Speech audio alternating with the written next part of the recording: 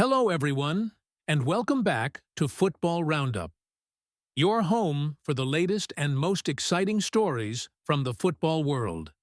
So grab your seat, because it's time to kick off today's news. We start today's news in Spain with Real Madrid, where Kylian Mbappé continues his terrifying form. After scoring twice against Oviedo, the French superstar now has 33 goals in just 37 games in 2025. The Spanish press is calling it CR7 mode. Mbappé looking like the old Cristiano Ronaldo, turning goal scoring into an obsession.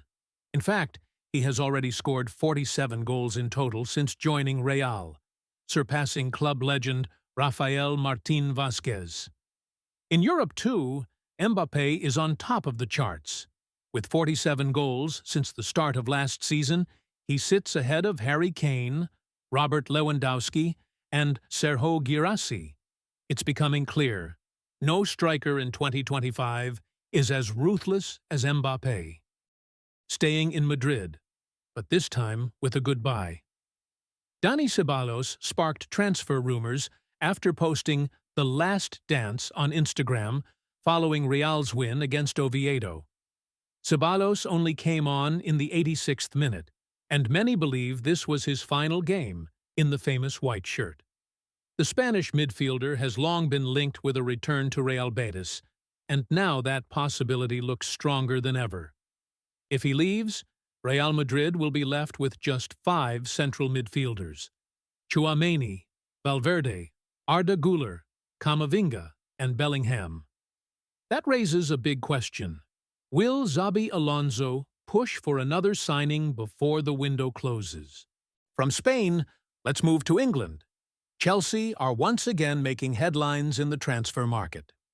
The Blues have now earned over £270 million from player sales this summer, after completing Carney Chukwuemeka's permanent move and Aaron Anselmino's loan to Borussia Dortmund. Chukwuemeka joins Dortmund for £24 million after a successful loan spell last season, while Anselmino will also strengthen the German side's defense. This huge profit comes at a crucial time, as UEFA demanded Chelsea show positive financial balance after their fair play fine earlier this summer. With £273 million in sales, Chelsea now stand as the highest-earning club in Europe from transfers this window. Meanwhile, in Liverpool, the Reds have set their sights on Brazil's next big star.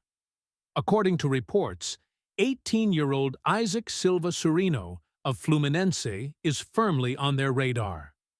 Liverpool see Isaac as a player in the mold of Roberto Firmino, their former perfect false nine. He is talented, technical, and already is a star for Brazil. Isaac could be one of the most exciting transfers of the year. Fluminense, however, won't let him go cheap. They are demanding a high fee, knowing just how valuable this gem could be in the future.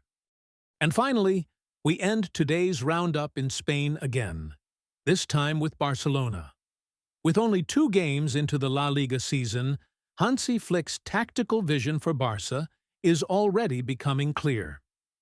In defense, there have been some bold changes. Eric Garcia has surprisingly replaced Jules Koundé at right back, while Ronald Araujo has stepped in for the departed Íñigo Martínez. And in midfield, Flick shocked many by starting Casado instead of Frenkie de Jong, showing that even the biggest names aren't untouchable. But the most controversial experiment came in attack. Against Levante, Flick pushed Rafinha into a central attacking midfield role, while giving Marcus Rashford and Lamine Yamal the wings. On paper, it looked like a move to add direct pace and width, but in reality, it didn't work. The team struggled to create chances, and the attack felt disjointed. In the second half, Flick made changes. Rafinha returned to his natural wide role, and Dani Olmo moved into the central position. The result was immediate. Barca looked sharper, created more opportunities, and their rhythm returned. But this tactical reshuffling leaves some big question marks. What happens to players like Firmino, who didn't play a single minute? How will Olmo react if he's asked to sit on the bench after showing he can make the attack tick? And how quickly can Rashford truly adapt to a Barcelona side that plays very differently from Manchester United? Flick is clearly reshaping this Barcelona with bold decisions, tactical flexibility, and little patience for underperformance. If it works, this team could become even more dangerous than last season, maybe even ready to finally conquer Europe again. But what do you think?